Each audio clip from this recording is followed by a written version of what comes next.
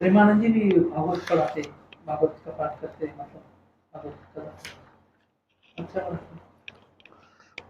तो देखो, भगवान सृष्टि के विषय में वर्णन किया।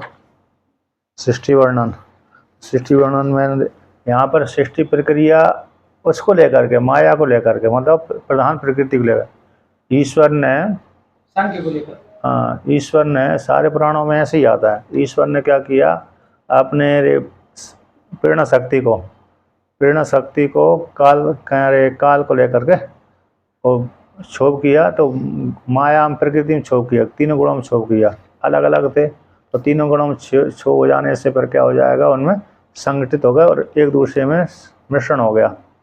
मतलब जो प्रकृति में जब तक क्षोभ नहीं होता ईश्वर की प्रेरणा से, तब तक वो सृष्टि नहीं होती।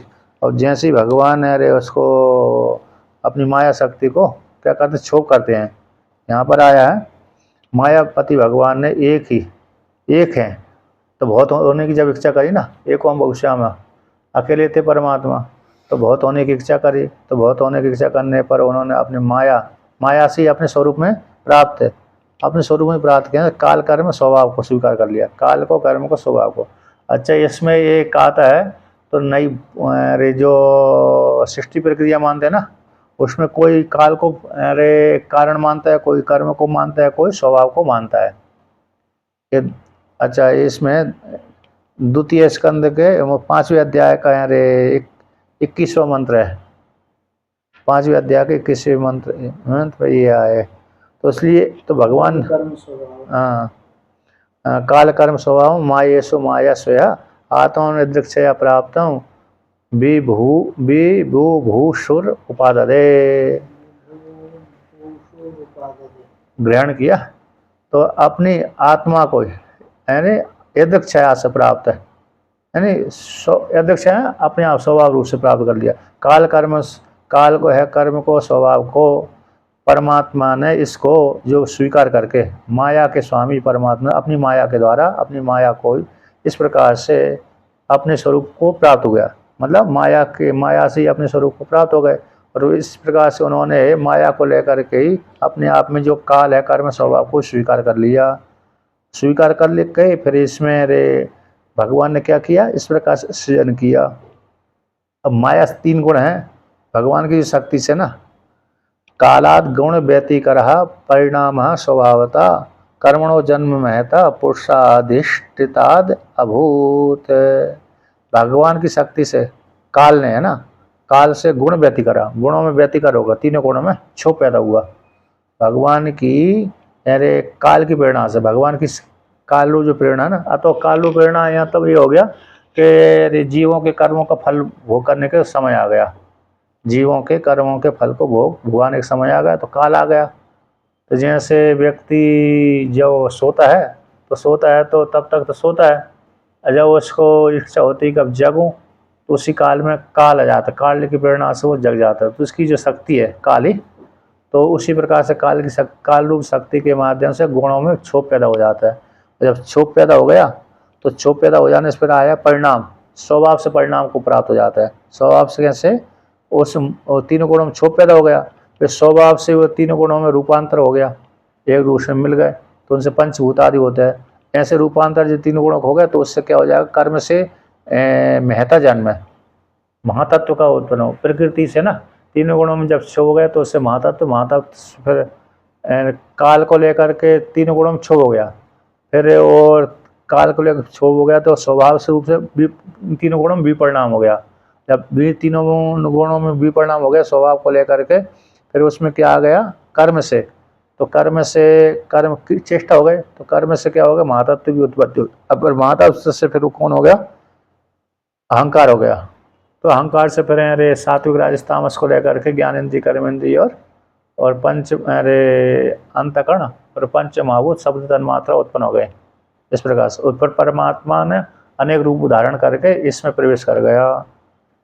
ज्ञानेंद्रिय, कर्मेंद्रिय सारी हो गई, पंच महाभूत अंग, ठीक है ना। ये इस प्रकार से 24 तन्मात्राएं। अब जो एक प्रक्रिया तो इस प्रकार से वर्णन कर देते, कभी फिर दूसरी प्रकार इस प्रकार से वर्णन कर देते ऐत्रेय उपनिषद के अनुसार। ऐत्रेय उपनिषद में जो आते ना, जैसे परमात्मा ने एक बीज उत्पन्न किया, अंडा उत्पन्न किया, तो बहुत दिनों तक वो अंडा कहाँ से जल में पड़ा रहा, पर उसने परमात्मा ने उसको दो भाग कर दिए, द्विलोक और परलोक। तो उसमें से बीच में विराट, तो पूरा ब्रह्मांड कौन है, शरीर, विराट का शरीर हो गया। ऐतरेय उपनिषद में आता ना, तो ये प्रकार इस प्रकार से इसमें आता है। फिर जो इनके बाद फिर किन की उत्पत्ति होती है, ब्रह्मा जी, उसी ईश्वर से हिरण्यगर्भ रूप विराट की उत्पत्ति होती है, ब्रह्मा जी की उत्पत्ति होती है। ब्रह्मा जी इस पर कौन सी सृष्टि प्रक्रिया, ये सप्त ऋषि आदि को करके सारे ऋषि उत्पन्न हो जाते हैं। इस प्रकार से जानना चाहिए। अब भगवान को सप्तम अध्याय में, 7वें अध्याय में भगवान, अरे यहाँ पर भगवान की कौन सी लीला अवतार हुए 7वें अध्याय में। सबसे पहले भगवान ने, है ना, अरे पृथ्वी की जो जलमग्न थी उसको वहां से उद्धार किया। उसी काल में जो कौन था, हिरण्याक्ष को नारद जी ने भेज दिया था। हिरण्याक्ष से वहां पर जब भगवान विष्णु समुद्र जल से पृथ्वी ऊपर ले जा रहे थे, इन कौन सा जल था वो, ये समुद्र वाला जल नहीं था, जो पिल्ले वाला समुद्र, पिल्ले वाले जो समुद्र था उस वाले जल में पृथ्वी डूबी हुई थी। तो भगवान जब उधर से ला रहे थे बराह रूप धारण करके, रास्ते में ये आ गया, तो रास्ते में ही उसको मार दिया। किसने, बराह भगवान ने। तो मार करके फिर उसको उद्धार किया। फिर दूसरे कहते हैं, दूसरा है रे रुचि नामक प्रजापति से और आकृति के गर्भ से सुयज्ञ नाम के विष्णु भगवान ने अवतार लिया। पहला तो बराह अवतार हो गया, दूसरा अवतार हो गया सुयज्ञ नाम का, जो रुचि नाम के प्रजापति हैं, और आकृति नाम की उनकी पत्नी से। तो कहते हैं उसी अवतार में दक्षिणा नाम की पत्नी से सुयम नामक देवता को उत्पन्न किया। तीनों लोगों को बड़े बड़े संकट स्वयंभव मनु ने, इसलिए स्वयंभव मनु ने उनको हरि नाम से पुकारा, बड़े बड़े कष्टों को निवारण किया था, इसलिए स्वयंभव मनु ने क्या किया, उनको हरि नाम से पुकारा था। फिर दूसरा कह दिया हरि नाम भी हो गया। फिर कर्दम प्रजापति से और देवहूति के गर्भ से 9 बहनें और कपिल भगवान उत्पन्न हुए। तो तीसरा हो गया अवतार। फिर अत्रि मुनि से दत्तात्रेय पैदा हुए, जिन्होंने दत्तात्रेय भगवान ने यदु महाराज को और शेषराजन को ज्ञान का और योग का उपदेश किया था, मोक्ष का, योग, भोग और मोक्ष तीनों को उपदेश किया था। और कहते हैं इस प्रकार से, अत्रि ऋषि ने क्या मांगा था इनसे, भगवान विष्णु की आराधना करी थी, तो उन्होंने कहा मैंने अपने आप को तुमको दे दिया, तो दत्त इन दे दिया। अत्रे तो अत्रि दत्तात्रेय हो गया, अत्रि की संतान, तो अत्रेय गया दत्तात्रेय। इसके पश्चात सृष्टि जब आरंभ करी भगवान ब्रह्मा जी ने, तब उन्होंने कहा तप करो। तब उनसे तप से युक्त होकर के उन्होंने जब इस प्रकार से कहा, तप करते रहे थे ब्रह्मा जी, तो उसी काल में उनसे भगवान विष्णु ने 4 रूपों में अवतार धारण किया। तप अर्थात सन नाम वाले युक्त होकर के भगवान विष्णु ने 4 नाम से क्या किया, अवतार धारण किया। तो सनक, सनंदन, सनातन, संत कुमार नाम से उत्पन्न हुए। और कल्प के जो पहले के कल्प में भूल गए थे आत्मज्ञान लोग, उसी आत्मज्ञान को फिर उन्होंने इनके माध्यम से दिया, सनक सनंदन आदि के माध्यम से उपदेश किया। फिर इसके पश्चात कितने हो गए ये अवतार, बराह, अरे रुचि, अरे सुयज्ञ, कपिल और दत्तात्रेय। फिर सनक, सनंदन, सनातन, संत कुमार, ये 5 हो गया। फिर धर्म की पत्नी दक्ष कन्या मूर्ति से गर्भ नर नारायण पैदा हुए, 6 हो गए ना। फिर अरे पृथु महाराज से पैदा हुए, पृथु महाराज से बेन से पृथु महाराज पैदा हुए, कितने हो गए, 6 हो गए 7। कहते हैं अब फिर राजा नाभि की पत्नी सुदेवी के गर्भ से ऋषभ देव जी पैदा हुए, ये विष्णु भगवान के अवतार करा है, जिनका पुत्र अरे वो भरत हुए थे, उनका पुत्र हुए भरत ही हुए थे, ऋषभ देव जी का पुत्र भरत हुए। तो देखिए ऋषभ देव जी के पुत्र भरत हुए थे। तो भरत इन्होंने ऋषभ देव जी ने, है ना, 100 पुत्र हुए इनके। हाँ, 100। ऋषभ देव जी ने संन्यास कैसी लिया जाता है, अवधूत अवस्था कैसी होती है, इसका प्रतिपादन किया था इन्होंने। संन्यास के बाद जो उत्तम अवस्था प्राप्त होती है, जब पंचम भूमिका में चला जाता, छठी भूमिका में चला जाता है। ज्ञान पिछले बताए ज्ञान की छठी भूमिका में जब चला जाता है तो उस काल में जीव की कैसी अवस्था होती है। से पहले हाँ, सुवेक्षा तनुवांसा विचारणा सत्तापत्ति असंशक्ति अरे पदार्थ भावनी तुरिएगा।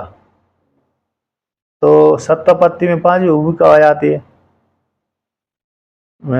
सुवेक्षा विचारणा तनुवांसा सत्तापत्ति असंशक्ति न 5वीं असंशक्ति है, 4थी सत्तापत्ति ब्रह्म है में ज्ञान हो गया उसको, 5वीं असंशक्ति, फिर 6ठी में पदार्थ भावनी होती है।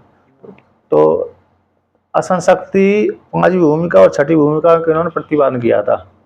तो अभूत अवस्था में 6ठी भूमिका में पदार्थ भावनी हो जाए तो भूल ही जाते जगत को, एक असंशक्ति शरीर का ही भाव नहीं रहता। तो असंशक्ति नाम की जो ज्ञान की भूमिका थी उसको उन्होंने पहचान किया था। किसमें आया ज्ञान की भूमिका है? किसमें वर्णन दिया है? ज्ञान की भूमिका आती है वहाँ पर योग वासिष्ठ में। इधर कहीं नहीं विचार चंद्रोदय में है, उसमें दिया क्या? वहीं से लिया है, वहीं से लिया है। तो आपने सुने देगा? अच्छा अच्छा अच्छा, मुझे कोई दिन बताया था हाँ बोले किसी ग्रंथ के ग्रंथ में नहीं मिलेगा तुम्हें योग वासिष्ठ से, मूल में योग वासिष्ठ संस्कृत वाले में दिए है। मेरे पास श्लोक भी है ना उसका, क्या है? श्लोक भी लिखा है। तो वही से वही वाले श्लोक होगी ना योग वासिष्ठ, हैं? योग वासिष्ठ की होगी। वीडियो बनाया क्या आपने उसके ऊपर? पाएंगे वो सत्व पर जो सारी भूमिका ऐसी देखी है क्या आपने? भूमिका वर्णन किया था, वर्णन करते रहते हैं कभी कभी, जहाँ प्रसंग आता है वहाँ पर बोलते हैं, प्रसंग आने पर वो बना के रखो ना, ये अच्छा है वो भूमिका, बहुत लोगों को सुनते हैं लेकिन समझते नहीं है लोग, सुविचार ज्ञान की अवस्था को नहीं समझ पाते। मैं भी पहले पढ़ूंगा, बहुत बहुत जरूरी है क्योंकि इधर वाले ग्रंथ तुम्हें नहीं मिलता है, योग वासिष्ठ कोई पढ़ता नहीं है, लंबा चौड़ा ग्रंथ है, कौन पढ़ेगा? तो देखिए तुम्हारा अवधूत इन्होंने समझाई थी ना, मतलब अवधूत अवस्था, मतलब ज्ञान, जो ज्ञान की पंच भूमिका होती है उसमें इन्होंने सिद्ध किया था। 6ठी तो असंशक पदार्थ भावनी हो जाता, भूलने लगता है व्यक्ति, तो उसमें भी ये पहुँचे तो फिर शरीर छोड़ दिया तो तुरीयतीत में हो जा करके 5वीं भूमिका से 6ठी भूमिका में भी, क्योंकि वो इन्होंने अद्भुत अवस्था कैसी होती वो सिद्ध किया था। अद्भुत अवस्था जब सिद्ध हो गई इसके पश्चात फिर उन्होंने देखा इस प्रकार से खूब प्रतिपादन कर दिया। तुरीयगामी शरीर छोड़ देता है? सूर्य सामान्य व्यक्ति का शरीर छूट जाता तुरीयगामी। सामान्य व्यक्ति को भूमिका प्राप्त कैसे होगी? अरे मतलब जिनका प्रारब्ध अरे ज्यादा नहीं है इसी शरीर का, हो तो शरीर उसकी वजह से नहीं छूटता ना, क्या जो तुरीय का जो अवस्था को प्राप्त होता है कोई जीव, हाँ तो जल्दी उसका शरीर छूट जाता है। नहीं शरीर छूट जाता होगा, सबका छूट जाता है, वो सामान्य रूप से नहीं भी, लेकिन उसकी वजह से छूट जाता है ऐसा नहीं, उसकी वजह से मतलब ये तुरीय में जब चला जाता है तो फिर वो बाहर आने की इच्छा नहीं करता, वहीं से वहीं चले ही जाता है। उन्हें ऐसा आता है कि तुरीय अवस्था में जाने वाला व्यक्ति 21 दिन में के आसपास में शरीर छूट जाता है, क्योंकि फिर उसका बाहर मन शरीर पर आता ही नहीं, वो आते लौटते नहीं इसलिए। लेकिन जिनके जो तुरीयातीत होते हैं, जिनका प्रारब्ध लंबा है, वो लौट करके आते हैं। जैसे सारे भगवान हैं, सारे ऋषि हैं, ये सारे तुरीयातीत कहलाते हैं, तो ये तो लौट के जाते हैं जगत कल्याण के लिए। हाँ, इनका नहीं होता। जो सामान्य जो अरे जिसका जन्म अब वो होने वाला नहीं है आगे, तो फिर वो नहीं आता लौट कर इस प्रकार से। अब कहते हैं ये हो गया चख। अब इसके पश्चात आज यज्ञ पुरुष के मुंह हयग्रीव है ना, यज्ञ पुरुष ने मेरे यज्ञ में स्वर्ण कांति वाले हयग्रीव के रूप में अवतार लिया भगवान विष्णु ने एक कल्प में। तो उस प्रकार उस काल में वेदवाणी भी उन्होंने कहते, ब्रह्मा जी कहते हैं उस काल में, उस कल्प में कहते हैं उनके श्वास से वेदवाणी निकली थी। और चाक्षुष मंत्र में सत्यव्रत ने चाक्षुष मनवंतर, उसमें सत्यव्रत ने मनु जो सत्यव्रत है ना, उन्होंने मत्स्य रूप भगवान को मतलब उस काल मनु मत्स्य भगवान के साथ बात क्या किया, सत्संग सुना था। उस काल में मत्स्य रूप अवतार लिया था। फिर कहते हैं क्षीर सागर में जब अरे समुद्र देवताओं को समुद्र मंथन कर रहे थे ना, उस काल में कच्छप रूप धारण किया और फिर हिरण्यकश्यप को मारने के लिए नृसिंह रूप धारण किया। गजग्राह को कहते हैं, गजग्राह कि उसको मुक्ति दिलाने के लिए फिर उन्होंने, वो तो विष्णु भगवान ही आए थे लेकिन गरुड़ पे बैठ करके आए थे इस प्रकार से। तो वहाँ पर आप कहते हैं वामन रूप, आदित्य के घर में वामन के रूप में अवतार धारण किया था। ये सारे अवतार जो है पहले एक स्कंद के 30 अध्याय में बताए थे, बीच बीच बनाते रहते हैं। और आगे भी बता रहे जी ने पहले बताया। हैं, आगे भी बता रहे हैं। अभी 11 स्कंद ब्रह्मा जी में पढ़ा बता था, सारे अवतार बता रहे ब्रह्मा जी हैं। क्यों बताए इतनी बार बता रहे हैं? हैं अभ्यास है, अभ्यास है, अवतारों को क्या अभ्यास करना है? कोई ज्ञान की बात हो तो बात अलग है। अभ्यास से होता ना, क्यों नहीं अपूर्व। अरे कथा के अनुसार बताया, उसमें सीधा सीधा बताया। अवतार बता, फिर एक इन्हीं अवतारों को अभी संक्षेप से बता, फिर विस्तार से बताएंगे। पहले तो पूरा संक्षेप नाम दिया है इसको। और क्या 11 स्कंद में उसमें एक दो श्लोक के भगवान क्या अवतार ने भी नहीं पूछा ना, तो वो एक देखो, अब धन्वंतरी है धन्वंतरी अवतार है, फिर परशुराम जी का अवतार है ना, फिर भरत शत्रुघ्न लक्ष्मण और राम जी के रूप अवतार है, फिर कृष्ण भगवान और बलराम जी का अवतार है। ये अवतार में अंश अवतार, अंश अवतार, अंश नहीं, अंश अवतार, अंश नहीं, अंश अवतार है ये। अंश अवतार और हयग्रीव अवतार उनका। भगवान विष्णु ने देखो कहा है मेरे सारे अवतारों में 2 ही अवतार की कीर्तन ज्यादा करना चाहिए, राम और कृष्ण। राम और कृष्ण की पूर्ण अवतार माने जाते हैं। पूर्ण माने जाते हैं कि अधूरे माने जाते हैं, ये बात छोड़ो। नहीं, वही मत तुमने क्या बात कर रहे हो आप? वही मत पूर्ण है इसमें, वो पूर्ण अवतार है। भावन अवतार में क्या नहीं, वो पूर्ण अवतार नहीं है ना, पूर्ण अवतार नहीं। जितनी लीला होती है उतनी करते हैं, तो जो प्रयोजन जितना होता है भगवान का। मतलब यहाँ पर इन्होंने भगवान श्री कृष्ण ने कहा है, भगवान ने कहा है कि मेरे अवतारों में 2 अवतार ही अरे जो चिंतन करने योग्य है। राम जी ने कहा कि कृष्ण भगवान ने कहा, ऐसे कहा कि 2 अवतार मेरे कैसे चिंतन, चाहे विष्णु भगवान ने कहा हो तो 2 अवतार मेरे चिंतन करने योग्य हैं, गाने योग्य हैं, राम और कृष्ण, क्योंकि इससे लोगों को शिक्षा ज़्यादा मिलती है, चरित्र निर्वाह किया। लेकिन अन्य मतलब इसमें भगवान विष्णु पूरे आए हैं, 4-5 अवतार में तो भगवान विष्णु पूरे ही आए हैं, सशरीर ही आए हैं। नृसिंह में पूरे आए हैं, बराह में पूरे आए हैं, छोड़कर नहीं आए। लीला ऐसे में दुखी है और है कृष्ण के रूप में पूरे आए हैं, मतलब वैकुंठ लोक छोड़ दिया था उन्होंने, वैकुंठ लोक। जैसे बराह अवतार में, नृसिंह अवतार में, वामन अवतार में, वामन अवतार के पश्चात फिर इसमें राम और कृष्ण में, इसमें भगवान विष्णु अपने लोक को छोड़ दिया था। ये परशुराम को अंश अवतार, अंश अवतार में आता है, अंश अवतार। और अंश अवतार क्या होता है? वो उनके और कम नीचे के हो गए, व्यास जी इस प्रकार से कम नीचे हो गए अंश के, और अंश तो है एक ही ब्रह्म द्वितीय नास्ति, ऐसा मान लीजिए। तो क्या करें, और अंश कहाँ से करें उसके ब्रह्म के है क्या नहीं, अंश कहाँ तक करें, अंश।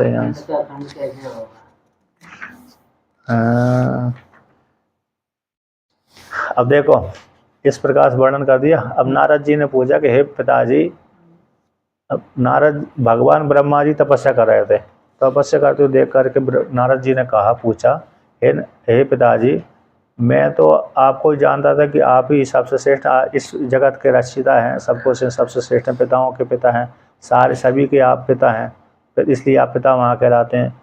लेकिन मैंने आपको तपस्या करते हुए देख करके ये लक्षण किया, जाना कि आप किसकी तपस्या करें, आपसे कोई बढ़कर और कोई है क्या?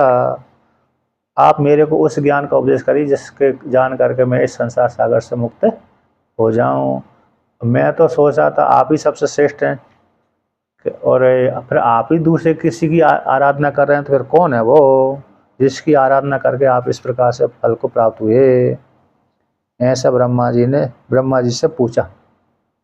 तो ब्रह्मा जी ने की वाणी, ब्रह्मा जी ने जब इस प्रकार से, ब्रह्मा जी ने नारद भगवान की वाणी सुन करके कहा कि देखो नारद जी, जो मेरे को, मैं श्रेष्ठ नहीं बल्कि मेरे से श्रेष्ठ मैं जिनकी आराधना कर रहा हूँ, जिनकी आराधना के माध्यम से मेरे को इस प्रकार से फल की प्राप्ति हुई, जब तक जीव ने उस परमात्मा को नहीं जाना तब तक सारे जीव मेरे को ही सबसे श्रेष्ठ मानते हैं।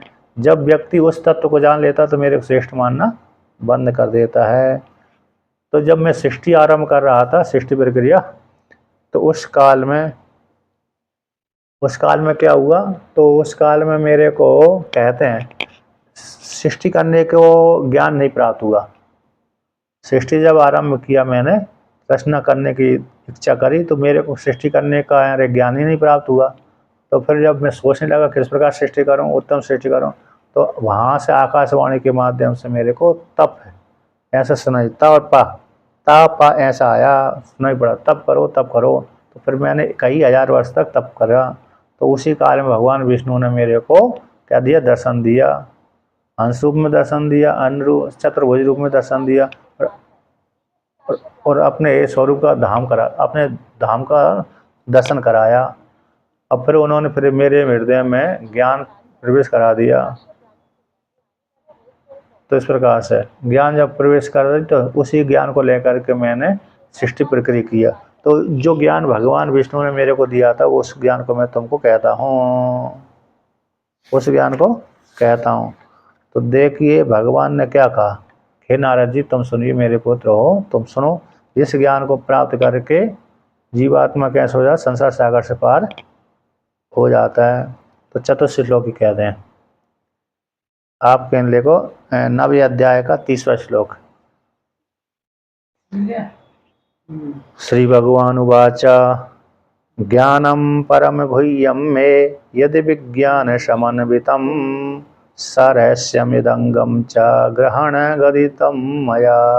तो भगवान श्री कृष्ण, भगवान विष्णु ने ब्रह्मा जी से कहा, तो आप मेरे को तत्व का उपदेश करिए जिसको प्राप्त करके मैं मुक्त हो जाऊं, है ना। इस प्रकार से ऐसा कहा। तो कहते हैं ज्ञानम परम गुह्यम, जो गोपनीय ज्ञान है मेरा, यद विज्ञान समन्वितम, विज्ञान से युक्त है, ऐसे उसको सरहस्यम, रहस्य के सहित, रहस्य यानी वो साधनों के सहित उसके किस प्रकार से उस ज्ञान की प्राप्ति होती है, उसके सहित अत्यंत गोपनीय स्वरूभूत ज्ञान अंग के सहित है। हे ब्रह्मा जी आप मेरे से श्रवण करें, ग्रहण करें, मेरे द्वारा गदितम, गदितम है ना, कहाँ का रूप है, गदितम, गदितम ये उधर का क्या नाम है, तिदंत का है, तिदंत का बना के सुबंत बना के चला है, सुबंत बना के चला दिया। गदितम अच्छा चलो ठीक है, सुबंत बनाना पड़ता है। ठीक, गदितम मेरे द्वारा कहा गया था, कहा गया है, उसको ग्रहण करो। यावान हम यथा भावो यद रूपे गुण कर्म कहा तथैव तत्व विज्ञानम अस्तु ते मदनुग्रहात्।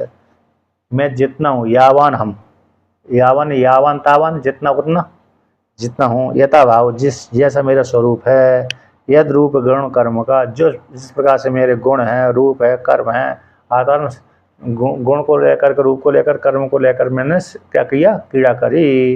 राम बन करके, कृष्ण बन करके, विष्णु बन करके, अन्न बन करके, ठीक है ना, गुणों को लेकर, रूप को लेकर, कर्म को लेकर के, इस प्रकार से। तथा एवं तत्व विज्ञानम, उसी प्रकार का विज्ञानम अस्तु मेरे अनुग्रह से आपको प्राप्त हो जाएगा। ते तुभ्यम, तुम्हारे लिए, ते आपको, मद अनुग्रह, मेरे अनुग्रह से, वो ज्ञानम जो मेरा गुण है, कर्म है, मैं जितना हूँ, जैसा स्वरूप है, यथा भावो, भाव है ना स्वरूप है, जैसा मेरा स्वरूप है उस प्रकार का, और मेरे जो रूप गुण कर्म हैं वो सारे तत्व विज्ञानम है, वो सारा मेरे अनुग्रह से आपको प्राप्त हो जाएगा। तो कौन सा है, तो ये चतुर्थ श्लोक कहते हैं, अहमेव समेवाग्रे नान्यदीयते सदसत परम पश्चादहम यदेतच्च यो वा शिष्येत सोऽस्म्यहम्। अहमेव आसम अग्रे, अग्रे सृष्टि प्राक, सृष्टि से पहले हम एव आसम, में ही था, आसम है ना, कहाँ का रूप है आसम, अहम एव आसम, अहम एव आसम एव अग्रे, आसित आस्तम आसन आसी आस्तम आसम आस्व आसम अच्छा, लंग लकार का बन जाएगा नहीं है, उसी का तो है आसम। हैं? लंग लकार का। आसित आस्तम आसन अच्छा, आशीत। आस्तम आसन हाँ। आसी आस्तम आस्त आसम आस्व आसम। अच्छा अच्छा, वाह। तो कहते हैं आसम मैं ही सृष्टि से पहले था, मैं ही आसम का अग्रे अग्रे श्रेष्ठ प्राक सृष्टि से पहले था, न अन्यत भिन्नम, मुझसे भिन्न कोई दूसरा नहीं था।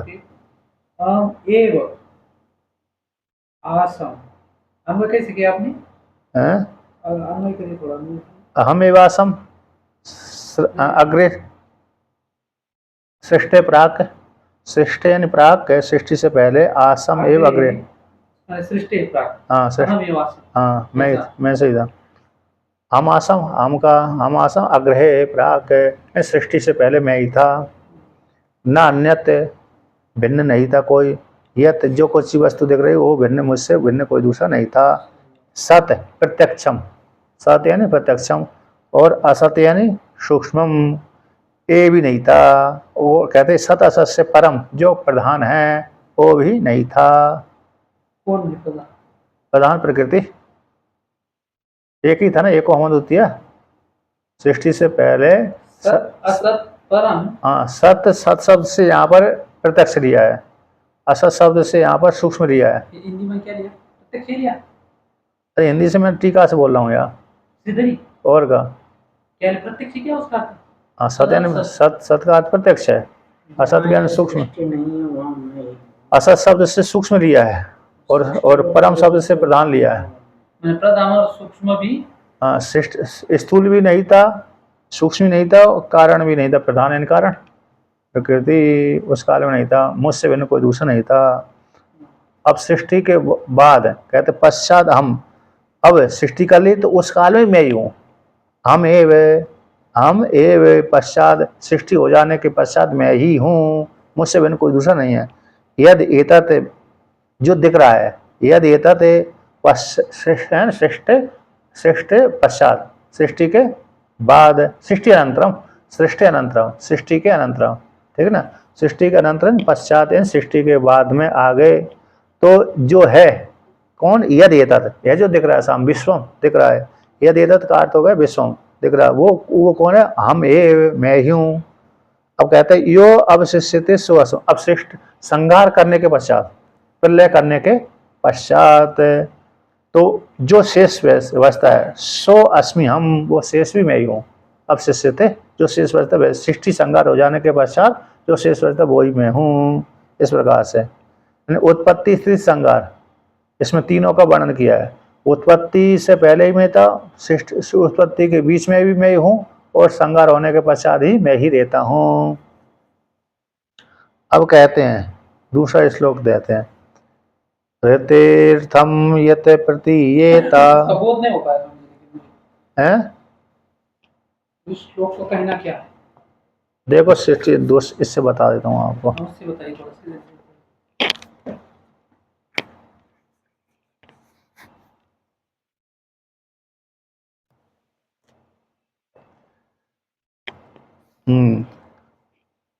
हम एव आसम एव अग्रे, यानी हम शब्द का अर्थ है हम एव अग्रे श्रेष्ठ, टीका से हम एव अग्रे श्रेष्ठ पूर्वम आसम स्थित, मैं ही अग्रे श्रेष्ठ पूर्वम, सृष्टि से पहले आसम था, स्थिता पहले ही स्थित था, न अन्यत किंचित, मुझसे बिन कोई दूसरी वस्तु थी ही नहीं। यत सत, सत ले ली, यत जो सत दिख रहा है, प्रत्यक्षम यानी स्थूलम, असत यानी सूक्ष्म, असत यानी सूक्ष्म, यत सत यानी स्थूलम, असत यानी सूक्ष्म। सत्कार स्थूलम किया। हाँ, स्थूल यानी प्रत्यक्षम, तो स्थूलम में इस प्रकार से प्रत्यक्षम स्थूलम और सूक्ष्म दिख रहा है, और कहते सूक्ष्म, असत यानी सूक्ष्म, अप्रत्यक्षम, तो ये, और कहते परम यानी तयो दोनों का कारणम प्रधानम, स्थूल सूक्ष्म कारण प्रधान, ये दोनों भी नहीं था। तस्यापि अंतर्मुखतया तदेव मय्ये विलीनत, इसके पश्चात उस जो दिख रहा है ना वैसा भी अंतर्मुख रूप से उस काल में मयि एव लीनम, ये सारा जगत मुझ में ही लीन था, मुझ में ही लीन था। हम च तथा आसम एव, मैं ही अकेला था उस काल, तथा उस काल में मैं ही अकेला था केवलम। न चान्यत कर अकर्वम, मेरे से कोई दूसरा था ही नहीं। अकर्वम, अकर्वम कहाँ का रूप हो गया? क्री धातु का रूप है अकर्वम, मेरे से कोई दूसरा करने वाला नहीं था। क्री करने, क्री धातु का रूप है, कुछ करने वाला कोई नहीं था, मुझसे बिना कोई दूसरा, यानी कुछ दूसरा था ही नहीं, अन्न भिन्न आदि करने वाला कुछ दूसरा था ही नहीं। तो पश्चात सृष्टि, पश्चात सृष्टिर अनंतरम अपि हम एव अस्मि, हाँ सृष्टि के अनंतर, पश्चात में बाद में हो गए ना, अब सृष्टि हो गई अब, तो सृष्टि पश्चात सृष्टिर अनंतरम अपि हम एव अस्मि। तो यहाँ पर जो एव आ ना, आसम एव, तो ये को यहाँ पर उठा लिया, उसको कहाँ उठा लिया? पश्चात के आगे कर दिया। तो सृष्टि के बाद, सृष्टि के अनंतर मैं ही था, मैं ही हूँ, सृष्टि के अनंतर भी मैं ही हूँ। तो सृष्टि के अनंतर भी अपि यानी सृष्टि के अनंतर भी अपि यानी ही, हमें अस्मि, मैं ही हूँ। एक तो यद एतद विश्वम, अब यद एतद का शब्द का अर्थ, यद एतद का क्या अर्थ किया? विश्वम, यार जो विश्व है, देख रहा है, जो ये विश्व है, ये तद विश्व है, तदपि हम अस्मि, वह भी मैं ही हूँ। तो प्रलय, अब कहता प्रलय कर दो, तो प्रलय सो अब शिष्यता सो अपि हम एवं, प्रलय हो जाने पर, प्रलय में भी मैं ही अवशेष रहता हूँ, प्रलय हो जाने के पश्चात। तो वह प्रलय होने के बाद अहम अस्मि, हाँ, सो वह परमात्मा मैं ही हूँ, प्रलय के पश्चात मैं ही शेष रहता हूँ, है ना। सो हम अस्मि, सो यो अवशिष्यता, सो हम अस्मि, जो प्रलय करने के पश्चात शेष रहता है, सो वह परमात्मा मैं ही हूँ। इस प्रकार से एक एक शब्दों का अर्थ लिया, क्रम से लिया है, हाँ सब क्रम से ही है वो सब। तो अनयन, तो अनयन इस प्रकार से, अब उन्होंने का सार निकाल दिया, अनयन इस प्रकार से, चा अनादि अनंतत्वाद अद्वितीयत्वाद चा परिपूर्णो अहम इति युक्तम भवति। कहते हैं अनादि होने से, अनंत होने से और अद्वितीय होने से परिपूर्ण हम मैं, अनादि अनंत और अद्वितीय और परिपूर्ण हूँ मैं। इस प्रकार अनादि हूँ, अनंत हूँ और परिपूर्ण, अद्वितीय हूँ और परिपूर्ण हूँ, इस प्रकार से मैं ही हूँ। एक श्लोक का अर्थ हुआ। अब दूसरे कहते हैं ऋते अर्थम यत् प्रतीयेत न प्रतीयेत चात्मनि तद विद्यादात्मनो मायाम यथा भासो यथा तमः। कहते ऋत यानी बिना, यत ऋत यानी बिना, अर्थम यत प्रतीयेता, मेरे बिना जो प्रतीत होता है, और न प्रतीयता चात्मनि, उस आत्मा में देखने पर, यथार्थ दृष्टि से देखने पर ये दिखता ही नहीं है, ये जगत दिखता ही नहीं है। मेरे बिना तो ये दिख रहा है, मुझको छोड़कर ये दिख रहा है जगत, लेकिन जब वास्तव में जब देखा जाए, यथार्थ रूप से देखा जाए, तो मुझे आत्मा में तो है ही नहीं है, जगत में मैं नहीं देख रहा हूँ, उस जगत दिख रहा है। और जब आत्मदृष्टि से देखेंगे तो क्या होगा? आत्मदृष्टि देखने पर आत्मा में जगत दिखता ही नहीं है। तो जो दिख रहा है मेरे बिना दिख रहा है और आत्मा में नहीं दिख रहा है, उसको क्या जानो? तद विद्यात आत्मनो माया, मेरी आत्मा जानो, मेरी माया जानो। यथा भासो यथा तमा, तो आत्मनो मायाम तद विद्या, हाँ मेरी आत्मा जानो उसको, आत्मा की माया, आत्मा की माना है मेरी माया, मेरी माया को, मेरी जो आत्मा की माया जानो, विद्यातेन जानो, तद उसको, तद यानी उसको, किसको? माया, उस प्रकार आत्मा की माया जानो, मेरी माया जानो, ईश्वर की माया जानो। यथा वासु यथा तमा, जैसे आवास है, यानी आकाश में दो चंद्रमा दिख जाते हैं, न होकर के दिख रहे, आवास हो जाता है, मृगमशिका में जल हो जाता है। और जैसे तम है, तम मतलब अंधकार, अंधकार विद्यमान तो है लेकिन दिखता नहीं है, अंधकार विद्यमान होता हुआ दिख नहीं रहा है ना। और आवास जैसे दो चंद्रमा दिख जाते हैं, इस प्रकार से आप, ये पहला उदाहरण हो गया, यत प्रतीयता, मेरे द्वारा, मेरे को छोड़कर अन्य प्रतीत हो रहा है। तो जैसे चंद्रमा एक होता हुआ दो प्रतीत हो रहे हैं, और तम जैसे आत्मा में देखने पर दिखता ही नहीं है जगत, तो इसलिए तम होता हुआ भी दिख नहीं रहा। जैसे राहु है ना, ग्रह में विद्यमान होता हुआ भी चंद्रमंडल में दिखता नहीं है, इस प्रकार। देखो इसको टीका में कहते हैं, ऐसा टीका में कहते हैं, यथा यथा जिस प्रकार से आत्माया रूप योग के द्वारा, आत्माया रूप योग के द्वारा अन्य इस प्रकार से माया का भी पृष्ठत्वात् पूछे जाने से बक्ष्यामी बक्ष्यमाण उपयोगी, क्योंकि आगे कहे जाने वाले बक्ष्यमाण कहे जाने वाले उपयोगी हो जाने से, तो इस प्रकार से माया को यहाँ पर निरूपण करते हैं। तो पृष्ठ होने से, पूछे जाने से, तो बक्ष्यमाण आगे कहे जाने के उपयोगी हो जाने से माया का भी यहाँ पर निरूपण करते हैं। तो रहते अर्थम बिना, रहते बिना, अर्थम बिना, मुझ परमात्मा के बिना, अर्थम यानी परमात्मा ले लो यहाँ पर, अर्थम बिना यानी वास्तव अर्थम, वास्तविक जो अर्थ है उसको छोड़ करके यह दता किम अपि अनुक्तम, जो निरूपण नहीं किया जा सकता है, ऐसे ऐसे आत्मनि अधिष्ठान में प्रतीयता, तो प्रतीयता प्रति से सदापि न प्रतीयता, कहता अधिष्ठान रूप आत्मा तो मैं ये दिखता ही नहीं रहा, कौन से ये वास्तविक अर्थ है, किमपि जो निरूपण नहीं किया जा सकता, निरूपण नहीं किया जा सकता, ऐसा उसको आत्मनि अधिष्ठान रूप में प्रतीयता, सदपि सत होता हुआ भी न प्रतीयता, यानी आत्मनि अधिष्ठान में ये कल्पित है, कौन सा ये जगत कल्पित है, लेकिन मेरे को दिख नहीं रहा, मेरे को छोड़ करके ये तो दिख रहा है, कल्पित जो वस्तु दिख रही मुझको नहीं देख पा रहा। कहते हैं न प्रतीयता, सदपि विद्यमान होता हुआ भी न प्रतीयता, जो आत्मा है विद्यमान तो है लेकिन प्रतीत नहीं होता। और दूसरा अधिष्ठान में अधिष्ठाने प्रतीयता सदपि न च प्रतीयता, कहते हैं अधिष्ठान में जब पारमार्थिक रूप से देखेंगे, पारमार्थिक रूप से, तो ये कैसे ये जगत दिखता ही नहीं है, अधिष्ठान में ये जगत कल्पित है तो जगत दिख रहा है, उसी परमात्मा में कल्पित होने से दिख रहा है, लेकिन वास्तविक रूप जब विचार करते हैं तो उस आत्मा में ये जगत है ही नहीं है, इस प्रकार से। तो यहाँ पर कहते हैं तो अधिष्ठान में प्रतीयता, प्रतीत होता हुआ भी सदपि न प्रतीयता, अधिष्ठान में कल्पित होने पर कल्पित है लेकिन फिर उस अधिष्ठान में वास्तविक रूप से है ही नहीं है।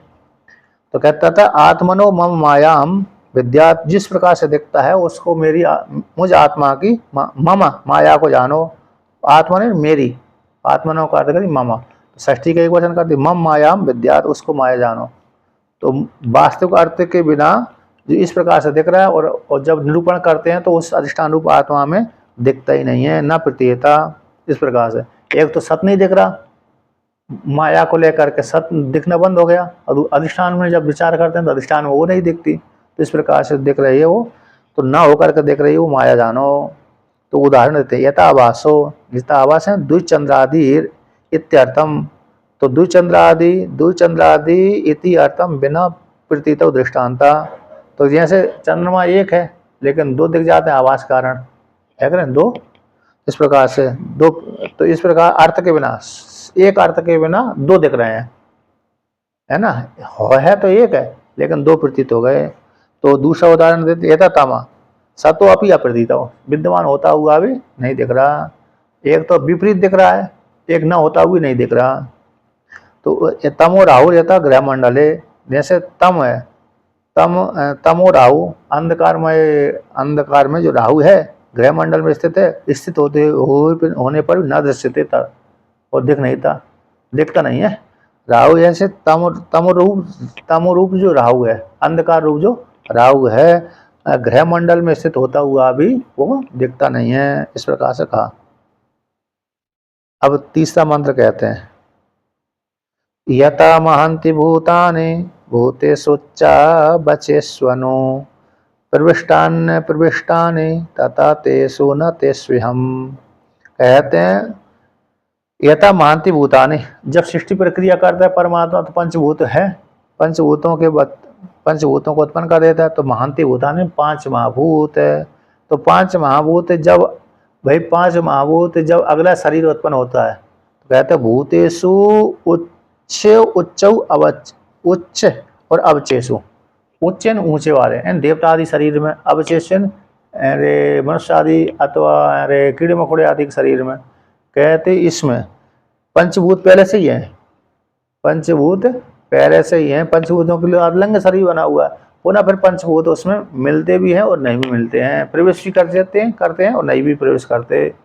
पंचभूत उसमें जब शरीरों में जैसे भोजन करेंगे पंचभूत प्रवेश कर ही जाते हैं। हम जो भोजन भी करेंगे ना पंचभूत खाएंगे ही, और पंचभूतों से हमारा शरीर निर्माण हुआ है। तो पंचभूत पहले से ही उसमें विद्यमान है शरीर में, फिर उसमें प्रवेश भी करते हुए भी नहीं भी करते, इस प्रकार से। तो जैसे महान जो 5 महाभूत हैं, तो भूतों में, जीवों में, देवता आदि के शरीर में, मनुष्य आदि के शरीर में, छोटे बड़े शरीर में प्रविष्टानि, प्रविष्ट होते हुए अप्रविष्टानि, पहले से प्रविष्ट हैं और प्रविष्ट भी नहीं होते, व्यापक रूप से पहले से प्रविष्ट हैं और अरे इस प्रकार परिच्छिन्न रूप से अरे परिच्छिन्न रूप से प्रविष्ट कर जाते हैं, और व्यापक रूप से पहले से प्रविष्ट है तो प्रवेश भी नहीं करते। व्यापक रूप से प्रविष्ट पहले से ही प्रविष्ट हैं तो प्रवेश भी नहीं करते, और परिच्छिन्न रूप से प्रविष्ट कर जाते हैं, इस प्रकार से। तो कहते हैं तथा उसी प्रकार से तेसु न तेसु हम, तो उसी प्रकार से मैं भी उन भूतों में अधिष्ठान रूप से सभी में गया हुआ हूँ, किंतु कहते हैं न तेसु उनमें हूँ मैं, कहते न तेसु हम, कहता हूँ वो मेरे में नहीं है। मतलब कैसे नहीं है, मैं उनमें प्रवेश करता हुआ भी प्रवेश नहीं करता। पंचभूत पहले से विद्यमान है, तो पहले से विद्यमान होने के कारण मैं हूँ तेसु उनमें, फिर वो कहते उनमें प्रवेश ही नहीं करता मैं। न तेसु उनमें मैं उनमें भी नहीं हूँ। अतः मेरे से मैं शरीर आदि है ना भिन्न ही है, अतः शरीर में पहले से परमात्मा जीव रूप से प्रवेश कर गया, पर उन्हें प्रवेश ही नहीं करता, यानी भ्रांति का प्रवेश है। कैसा प्रवेश है, भ्रांति वाला। तो ठीक हम कहते हैं, देखिए, तो यथा भाव इति स्पष्ट, तो यथा महाभूतानि, जैसे महाभूत हैं, भौतिकानि, भौतिकेषु सृष्टि का अंतर, महाभूतानि जो भौतिकों में सृष्टि का अंतर, प्रविष्टानि जो प्रविष्ट किया, तेसु उनमें उपलब्धमानत्वात्। अब जो सृष्टि पंच महाभूतों के द्वारा सृष्टि प्रक्रिया कर दिया, शरीर बना दिया, तो शरीरों में पंचभूत, पहले तो पंच महाभूतों का पूरा ब्रह्मांड ही बना हुआ है, इसके बाद शरीर बनाया तो वो भी उसमें पंचभूत ही प्रवेश किए हुए हैं। तो तेसु उन्हें उपलब्ध माना था, पंच पूरे ब्रह्मांड में पंचभूत उपलब्ध होते हैं, शरीर हमारे शरीर में पंचभूत उपलब्ध होते हैं। तो अप्रविष्टानि चाएव, कहते हैं अप्रविष्टानि च प्रागेव, कहते हैं प्रविष्ट भी नहीं किया क्योंकि पहले से विद्यमान है, और हमारा शरीर पृथक बना दिया, पंचभूतों के द्वारा हमारा शरीर बन गया, और पहले से पंचभूत वहाँ पर विद्यमान ही है, उसमें अपंचीकरण रूप से भी है और पंचीकरण रूप से भी हैं। तो पहले से ही कारण रूप से अवस्थित हैं, पहले से ही अप्रविष्टानि प्रागेव, किस रूप से प्रागेव, कारण रूप से पहले से प्रविष्ट हैं, फिर कारण से है, फिर कार्य रूप से प्रवेश कर गए, बन गए शरीर। तो तेसु उनमें विद्यमानत्वात् है, इस प्रकार से उनमें विद्यमान है, किसमें, जो उसमें पंचभूतों में कारण रूप से पहले से 5 महाभूत विद्यमान हैं। तथा उसी प्रकार से, तो तेसु भौतिकेषु में, उसी प्रकार से उनमें, तेसु उनमें भौतिक में भी मैं हूँ, पहले से विद्यमान हूँ, अधिष्ठान रूप से हूँ, कार्य व्यापक सर्वत्र समाना, अधिष्ठान रूप से।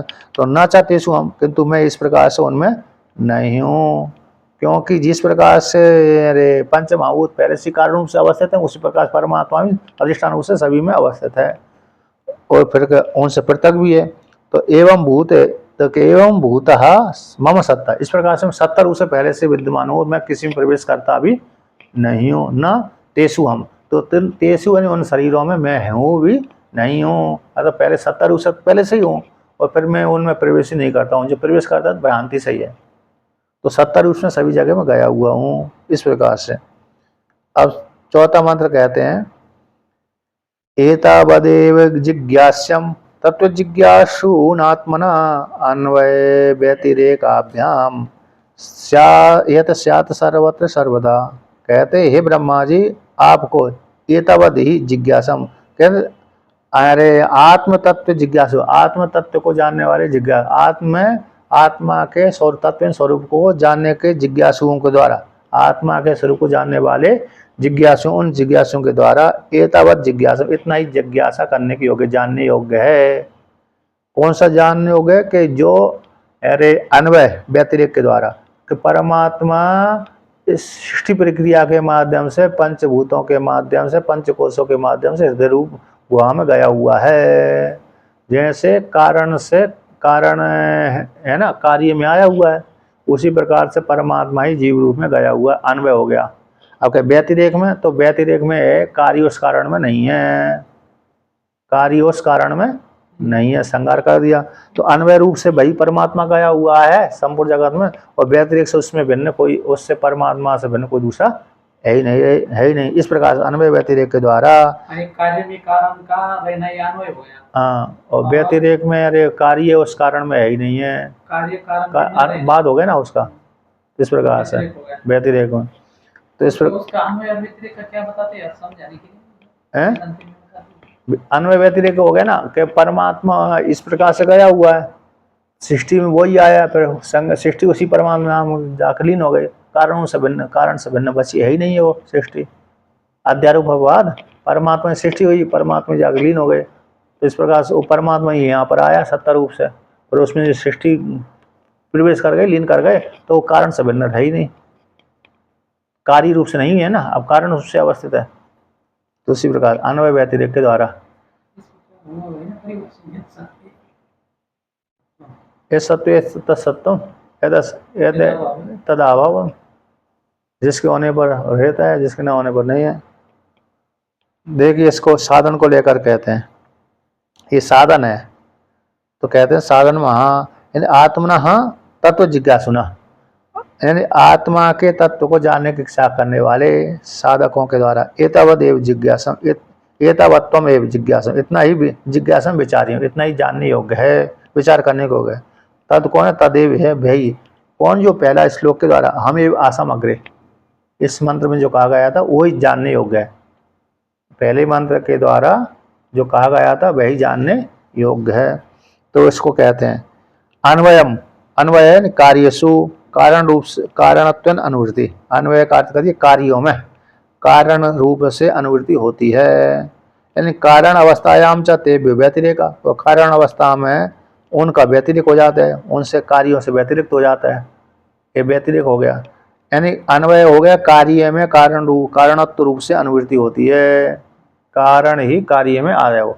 अब व्यतिरेक कर दिया, जब कारण अवस्था की प्राप्ति हो जाने पर ते भी उनसे व्यतिरिक्त है, किन से व्यतिरिक्त है, कार्य से व्यतिरिक्त है। तो ऐसा जिस प्रकार से तथा उसी प्रकार से तथा जागृत आदि अवस्था सु तत्त साक्षीतया अन्वया, तो जीव परमात्मा कहते हैं कि जागृत अवस्था में वह तत्व साक्षी रूप से अन्वय होते आत्मा का, जागृत में, स्वप्न में, सुषुप्ति में, और इंद्रियों के एक एक इंद्रियों का साक्षी बनकर रहता है। और व्यतिरेक अच्छा तो समाधि यादव में, समाधि में ना जागृत अवस्था है, ना स्वप्न अवस्था, ना सुषुप्ति अवस्था, एक अकेले को छोड़ दूसरे है ही नहीं है। इस प्रकार से यानी तत्त का साक्षी भी नहीं बनता, तत्त इंद्रियों की उपाधि का साक्षी भी समाधि नहीं बनता, सीधा असंग रूप से रहता है। एवं इस प्रकार से अन्वय व्यतिरेक के द्वारा यत स्यात्, जो होता है परमात्मा तत्र तत्स्यात् यत स्यात् सर्वत सर्वदा, सर्वत सभी जगह रहता है, सभी कालों में रहता है, वह आत्मा है। इस प्रकार से चिंतन करते रहने से यानी आत्मा ही सभी कालों में सर्वत्र सभी जगह पर रहती है, उसी की जागृत अवस्था में अन्वय होती है, और समाधि में उसका व्यतिरेक हो जाता है, उससे छोटे दूसरे ही नहीं है। इस प्रकार से वर्णन किया, ये हो गया ना। ये देखिए ईतन मतम समातृष्ट परमेण समाधिना भावान कल्पे विकल्पेषु न विमुह्यति करिचित। ईतन मतम, ये जो मत है समाधि सम्यक रूप से स्थित होकर के तिष्ठ समाधि, परम समाधि के द्वारा उसी आत्मा में स्थित हो जाना। भगवान आप है, कल्प में विकल्पों में मोहित मत होइए। भगवान विष्णु कहते, भगवान कहते हैं, भगवान ब्रह्मा जी से कहते हैं भगवान कि आप कल्प और विकल्पों को लेकर के मोहित मत होइए, बल्कि समाधि से युक्त होकर के उसी तत्व में स्थित हो जाइए। जो मैंने इस प्रकार से वर्णन किया, इस प्रकार से जान लेना चाहिए। अब ऐसा ज्ञान का उपदेश करके भगवान विष्णु अंतर्धान हो गए, और ब्रह्मा जी को ज्ञान हो गया, ब्रह्मा जी ने वही ज्ञान को नारद जी भगवान को दे दिया। राम ने ज्ञान किसने दिया? सनकादि को स्वतः सिद्ध रहे ज्ञान, सनकादि को शिव जी ने भी दिया है, भगवान ब्रह्मा जी ने दिया है, भगवान कृष्ण भगवान ने भी दिया, सभी देते हो तो अलग अलग कल्पों को लेकर के शिव जी देते रहते हैं। और वो भगवान ने दिया, भगवान नारायण ने दिया ब्रह्मा जी को, ब्रह्मा ने दिया नारद जी को, नारद ने दिया व्यास को, व्यास जी ने दिया शुकाचार्य को, शुकाचार्य ने दिया परीक्षित को, है ना। और उस जब शुकाचार्य व्यास जी से ज्ञान ले रहे थे, उसी समय सूत जी भी ले रहे थे व्यास जी से, सूत जी ने दिया शौनक आदि को, हाँ तो फिर परीक्षित के आगे की परंपरा तो नहीं चली, लेकिन परीक्षित को देते समय जब ये क्या नाम थी, परीक्षित को देते समय जो अन्य ऋषि थे वह उन्होंने फिर आगे बढ़ाया, और इधर सूत जी ने जो शौनकादिक को बताया था उन्होंने भी आगे बढ़ाया। ऐसी परंपरा है ना।